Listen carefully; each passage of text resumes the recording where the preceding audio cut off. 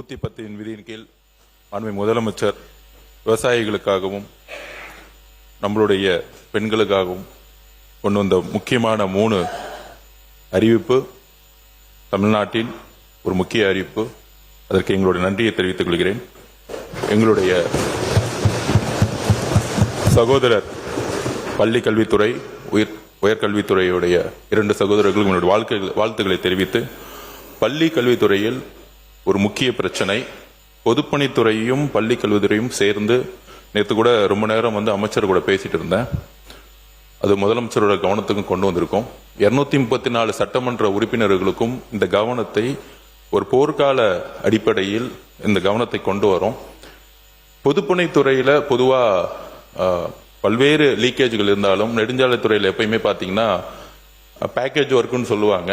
அதே மாதிரி பொதுப்பணித்துறையில finance secretary லெவலில் பேசிட்டு இருக்கும்போது அதிகமான லீக்கேஜ் வருது. இந்த மெயின்டெனன்ஸ், அதாவது புதிய பள்ளிகள் கட்டணும், புதிய கல்லூரிகள் கட்டணும்னு ஒவ்வொரு சட்டமன்ற உறுப்பினர்களும் நாம் இங்க பேசிட்டு இருக்கோம்.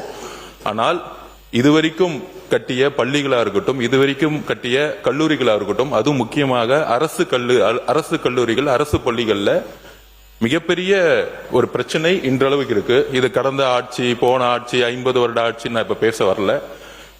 இப்ப நாம் சரி செய்ய வேண்டிய மிகப்பெரிய கடமை, முக்கியமா சட்டமன்ற உறுப்பினர்கள் நாம் சரி செய்ய வேண்டிய கடமை என்னன்னா, பொதுப்பணித்துறை கடந்த 30 நாட்களாக ஒரு சென்ட்ரலைஸ்டு டேட்டாவை எடுத்துட்டு இருக்கோம், தகவல்களை எடுத்துட்டு இருக்கோம். இதற்கு முன்பு அது இல்லை. அதை ஒரு சென்ட்ரலைஸ்டு டேஷ்போர்ட்ல கொண்டு வந்துட்டு இருக்கோம். அதாவது பொதுப்பணித்துறையின் கீழ், அதாவது ஒரு பள்ளி சரியில்லை, ஒரு கட்டிடம் சரியில்லை அப்படின்னு பல்வேறு பிரச்சனைகள் தமிழகம் முழுவதும் வந்துட்டு இருக்கு. அதுல உடனடியாக கல்வித்துறை அமைச்சர்கிட்ட அது கவனம் போகும். ஆனால் ஒவ்வொரு பள்ளியோடைய பில்டிங்கோட பொறுப்பு, மெயின்டெனன்ஸோட பொறுப்புங்கிறது பொதுப்பணித்துறை பிடபிள்யூ கண்ட்ரோல்ல வருதுங்கிறத இந்த அவையில நான் பொதுமக்களுக்கு நான் பதிவு பண்றேன். அதுல கிட்டத்தட்ட 6279 உயர்நிலை மற்றும் மேல்நிலை பள்ளிகள் நம்ம கிட்ட பொதுப்பணித்துறை கிட்ட கொடுத்திருக்காங்க. 177 கலைக்கல்லூரிகள், ஆர்ட்ஸ் காலேஜ், 11 பொறியியல் கல்லூரிகள், இன்ஜினியரிங் காலேஜஸ், 55 தொழில்நுட்ப கல்லூரிகள், 98 தொழில் பயிற்சி நிறுவனங்கள், மொத்தம் 6620 கல்வி நிறுவனங்கள். இது மாண்புமிகு முதலமைச்சர்கிட்டையும் பினான்ஸ் மினிஸ்டர்கிட்டையும் பினான்ஸ் செக்ரட்டரியும் மிகப்பெரிய ஒரு கலந்துரையாடலை நாங்க கொண்டு வந்தோம். இதுல என்ன பிரச்சனை அப்படின்னா, இதோடைய மெயின்டெனன்ஸ், அதாவது பில்டிங் சரியில்லை. இது என்னுடைய வாழ்க்கையிலேயே நான் அனுபவிச்சிருக்கேன். நான் அரசு பள்ளியில படிச்சுட்டு இருக்கும் பொழுது 10th இருந்து 11th திருச்சியில BHL உடைய கவர்மெண்ட் ஸ்கூல்ல நான் படிச்சுட்டு இருந்தேன். 11th ஸ்டாண்டர்ட்ல மழை பெய்யும் போது அந்த பில்டிங் இடிஞ்சு விழுந்துருச்சு. சோ அத 11th ஸ்டாண்டர்ட் முடிஞ்சு நான் 12th ஸ்டாண்டர்ட் முடிகிற வரைக்குமே அந்த பில்டிங் கட்டப்படல. சோ 11th இருந்து 12th ஆஃப் வேலி வரைக்குமே நான் மரத்தடி கீழே தான் நானே படிச்சேன். சோ 11th and 12th அரசு கல்வியில நான் படிச்சிருக்கும் பொழுது மழை வரும்போது கிளாஸஸ் எனக்கு இருக்காது. சோ அப்போ திருச்சி BHL ஸ்கூல்ல நான் படிக்கும் பொழுது கிட்டத்தட்ட 18 இருந்து 20 மாசம் மரத்தடி ஸ்கூல்லயே நான் படிச்சு வளர்ந்திருக்கேன். அது என்னுடைய அனுபவம். இந்த அனுபவம் இன்னைக்கும் அரசு பள்ளியில் இருக்கக்கூடிய மாணவர் மாணவிகளுக்கு இருக்கு. அதுலயும் குறிப்பா பாத்தீங்கன்னா, நான் படிச்ச ஸ்கூல்ல டாய்லெட் வசதி கிடையாது. நான் படிச்சிருக்கும் பொழுது வெளியில தான் அப்ப யூஸ் பண்ண வேண்டியது இருக்கும். அதே மாதிரி இன்னைக்கு சர்வே எடுத்துட்டு இருக்கோம். சர்வே ரிப்போர்ட் கிட்டத்தட்ட 40% தான் முடிஞ்சிருக்கு. ஏன்னா அதுக்கு முன்னாடி சர்வே ரிப்போர்ட்ஸ் இல்ல. ஒருங்கிணைந்து பள்ளி கல்வித்துறையிலும் சரி, பொது துறையும் சரி, ஒரு சர்வே ரிப்போர்ட் இல்ல. எங்களுடைய சிஇ கிட்ட நாங்க ஒர்க்க கொடுத்திருக்கோம். இங்கதான் மேலதான் செகண்ட் ஃப்ளோர்ல உட்கார்ந்துருக்காங்க. அவங்களோட ரிப்போர்ட்ஸ் வரதுக்கு இன்னும் ஒரு 2 மாசம் கூட ஆகும். ஸ்பீடா எடுத்துட்டு இருக்கோம். முக்கியமாக பெண்கள் படிக்கக்கூடிய நிறைய பள்ளிகள்ல டாய்லெட்டே கிடையாது. வாட்டர் டேங்க் சரியா மெயின்டைன் பண்ணப்படல. மெயின்டெனன்ஸ் பண்ணிருக்கோம் சொல்லிட்டு புக் அளவுல இருக்கே தவிர, ஆனா நிறைய பள்ளிகள்ல, கிட்டத்தட்ட நிறைய பள்ளிகள்ல, அதுவும் கவர்மெண்ட் காலேஜ்ல பாத்தீங்கன்னா, மாண்புமிகு முதலமைச்சர் கூட ஒரு இடத்துக்கு அந்த சமூக கூடத்துக்கு போகும்போது, நம்மளுடைய துறை அமைச்சரோட போகும்போது பாத்தீங்கன்னா, எல்லா மாணவரும் கம்ப்ளைண்ட் பண்ணாங்க. உடனடியாக அடுத்த நாள் நடவடிக்கை எடுத்தாரு. இது தமிழகம் முழுவதும் பள்ளிக்கல்வித்துறையிலும் உயர்கல்வித்துறையிலும் பாத்தீங்கன்னா, அரசு இருக்கக்கூடிய கல்லூரிகள் மிகப்பெரிய பிரச்சனை இந்த மெயின்டெனன்ஸ் பிரச்சனை இருக்கு. அதுக்கான பட்ஜெட் இப்ப அலாட் பண்ணிருக்காங்க. பட் ஆனா எல்லா சர்வேவும் எடுத்து முடிச்ச பிறகு அந்த பட்ஜெட்டை வந்து கரெக்டா வந்து நம்ம மெயின்டெனன்ஸ் பண்ணுங்கிறதா நம்மளுடைய குறிக்கோள். அதுல சட்டமன்ற உறுப்பினருடைய ஒரு வேண்டுகோள் என்னன்னா, நீங்க உங்ககிட்ட நாங்க வந்து அந்த கணக்கெடுப்பு எடுத்து உங்ககிட்ட நாங்க வந்து மாண்புமிகு முதலமைச்சர் ஒத்துருக்காரு, உங்ககிட்ட கணக்கெடுப்பு கொடுத்துருவோம். எத்தனை உங்களுடைய சட்டமன்ற தொகுதியில் எத்தனை ஸ்கூல்ஸ் வந்து கவர்மெண்ட் ஸ்கூல்ஸ் இருக்கு, எத்தனை காலேஜஸ் இருக்கு, எத்தனை பெண்கள் படிக்கக்கூடிய ஸ்கூல்ஸ் இருக்கு, நீங்க எங்களுடைய அரசு உயர் அதிகாரிகள் சிஇ அவர்களோ அங்க இருக்கக்கூடிய அதிகாரிகளோ போய் என்னதான் டேட்டா கொடுத்தாலும் எந்த இடத்திலையும் மெயின்டெனன்ஸ்ல ஊழலே இருக்கக்கூடாது மாண்புமிகு முதலமைச்சர் உத்தரவிட்டிருக்காரு. சோ அப்ப உங்களுடைய நீங்க போய் சூப்பர்வைசிங் பண்ணாதான் எங்களுக்கு இன்னும் ஒரு அடுத்த கட்டத்துல இந்த தொகுதியில இந்த ஸ்கூல்ல, அதாவது பில்டிங் வந்து 3 பிரிக்கிறோம். இப்ப ஒன்னு ஃபர்ஸ்ட் கேட்டகரி ரெட் கேட்டகரி, அதாவது இந்த கட்டடத்தை பயன்படுத்தவே கூடாது அப்படின்னு நம்ம இன்ஜினியர்ஸ் வந்து ஸ்டெபிலிட்டி சர்டிபிகேட் வந்து எல்லா ஸ்கூல்ஸும் வந்து உடனே செக் பண்ண சொல்லியிருக்கோம். ஏன்னா மழை காலம் வரப்போகுது.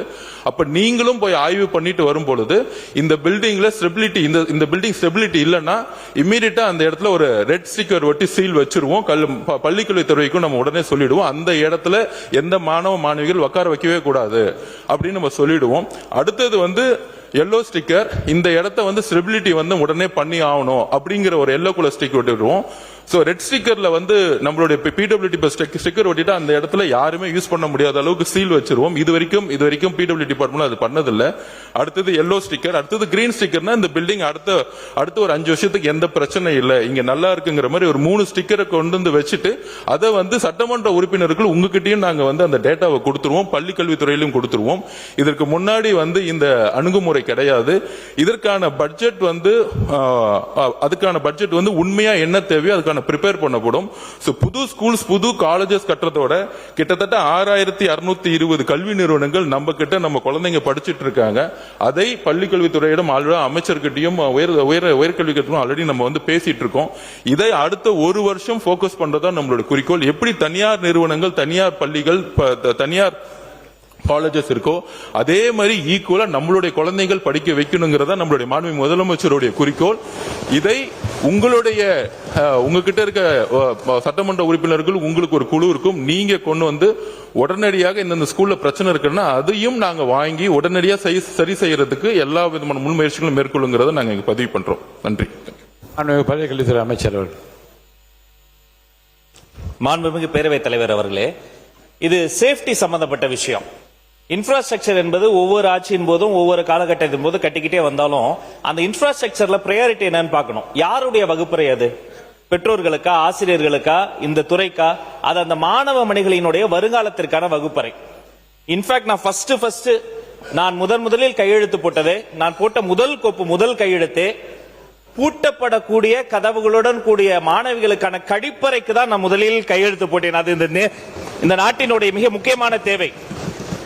நல்லா யோசிச்சு பார்க்கணும். இருக்கக்கூடிய உறுப்பினர்கள், நிறைய உறுப்பினர்கள் இந்த கோரிக்கையெல்லாம் வச்சீங்க. ஒரு வகுப்பறையே இல்லாத கழிப்பறை இருக்குன்னு வைங்களேன், அதுக்கு கூட ஒரு யூஸ் இருக்குங்க. அதை நீங்க பப்ளிக் டாய்லெட்டா யூஸ் பண்ண முடியும். ஆனா சரியான ஒரு கழிப்பறையே இல்லாத வகுப்பறையில எந்த பயனும் இல்லை.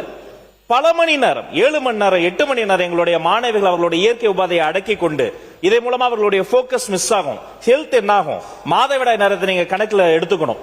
அப்ப இதையெல்லாம் கருத்தில் கொண்டு கடந்த சில தினங்களாக நானும் மாண்புமிகு பொதுப்பணித்துறை அமைச்சர் அன்பு சகோதரர் ஆதவும் தீவிரமாக இதை குறித்து ஆலோசனை செய்தோம். அதே சமயம் ஒரு ஒப்பாய்வு நாங்க வந்து மேற்கொண்டோம். 2022-2025 அந்த ஆண்டு கணக்குள்ளார பாத்தீங்கன்னா வகுப்பறைகள், இந்த உட்கட்டமைப்பு வசதிகள்லாம் கிட்டத்தட்ட ஒரு 5000 வகுப்பறைகள் வந்து அவங்க வந்து பண்ணிருக்கிறாங்க. அப்ப இதை வந்து இன்னும் கொஞ்சம் நாம துரிதமா வேகமா பண்ணணும். நடப்பு ஆண்டுல பாத்தீங்கன்னா 1031 வகுப்பறைக்கான அந்த உட்கட்டமைப்பு வசதிகளை மேம்படுத்த ஆரம்பிச்சிட்டோம். லேப்ஸ் 228 லேப்ஸ் நாங்க வேகமா புதுப்பிச்சுட்டு வரோம். அறிவியல் ஆய்வகத்திற்கான உபகரணங்கள் 228, கழிப்பறை 216+28, திறன் பலகை 7840, இருக்கை மற்றும் பேஜை 10310. மிக முக்கியமா கண்காணிப்பு கேமரா. எந்த இடத்துல ஒரு சிசிடிவி கேமரா இருக்கோ அந்த இடத்துல குற்றம் நடப்பதற்கான வாய்ப்பு மிக குறைவு. அதனால பள்ளிகளில் 24578 கண்காணிப்பு கேமராக்களுக்கான வேலைகளும் செய்திருக்கிறோம். இதற்கான அந்த பணிகளுக்கான மொத்த செலவினம் 727.58 கோடி ரூபாய் செலவாயிருக்கு. ஆனா நான் இந்த மாமன்றத்தின் மூலமா உங்க மூலமா என்னுடைய அன்பு நண்பர் பொதுப்பணித்துறை அமைச்சர் நான் வைக்கிற கோரிக்கை என்னன்னா, ஏதேதோ டிபார்ட்மெண்ட்ல எல்லாம் வெள்ளை அறிக்கை கொண்டு வரீங்க, இது என் குழந்தைகளோட உயிர் சம்பந்தப்பட்ட விஷயம். கண்டிப்பாக இந்த ஸ்கூல் இன்ஃப்ராஸ்ட்ரக்சர் சம்பந்தப்பட்ட பொதுப்பணித்துறை ஒரு வெள்ளை அறிக்கையை உருவாக்கி முதல்வரினுடைய கவனத்திற்கு கொண்டு வர உங்க மூலமாக கேட்டுக்கொள்கிறேன்.